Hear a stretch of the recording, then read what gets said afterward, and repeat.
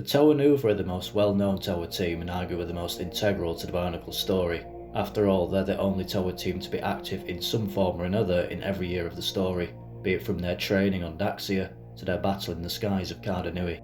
But they're also perhaps the most unusual Toa team in that they don't fit the standard life cycle of the Matoran, and when we leave them at the end of the story in 2010, they have not become Turaga. I'm going to explore in this video A, if they could actually become Turaga, and B, if they can become Turaga, why didn't they, and would they ever? Sources used of course will be in the description below. Anyway, starting with whether the Toa Nuva can become Turaga, they are rather unique in that of course they were never Matoran, and did not fit into the orthodox Matoran Toa Turaga life cycle. But if we take a look at Helrix, the first ever Toa created, she was also brought into being as a Toa, yet did have the opportunity to become a Turaga when she fulfilled her destiny. This would suggest that, as a rule, the completion of a Toa's destiny appears to take priority over having once been a Matoran when it comes to who is eligible to become a Turaga. In the case of the Toa Mata / Toa Nuva, this would be to awaken the Great Spirit, which of course was completed.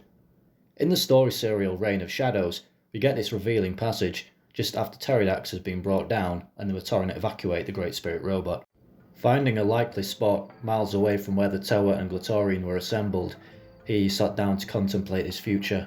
The destiny of the Toa had been completed, so he was always had the option of giving up his Toa power and becoming a Turaga, but he had no wish to wind up running a village or outpost somewhere. The most interesting thing to me about this passage are the words "the option of" and "had no wish." To me, this indicates that a Toa is not compelled to become a Turaga once fulfilling their destiny, and may choose not to, simply because they don't want to. A similar situation can be found with the Toa Mari, who also remained in their Toa form despite ostensibly achieving their destiny. When it comes to the Toa Metru, they had little choice, as awakening the Matoran from stasis necessitated expending their Toa energy to do it. This was not the case with the Toa Nuva or the Toa Mari. Although Makuta was gone, there were still potential threats to the Matoran and now the Igori, such as the Dark Hunters, who only sided with the Order of Matanui out of convenience, as well as other rogue actors. The number of Toa in existence had also been depleted since the distant days of the Toa Mangai, for example, so perhaps reducing that number further by having more Toa become Turaga wasn't particularly wise.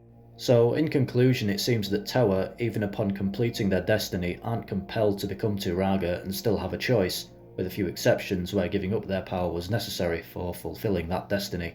And for even more unique cases where the Toa in question were never a Matoran, this would not seem to be a prerequisite for being able to become Turaga. So I hope you found that interesting and or useful. Be sure to let me know what you think in the comments. That's all for now. Thank you for watching.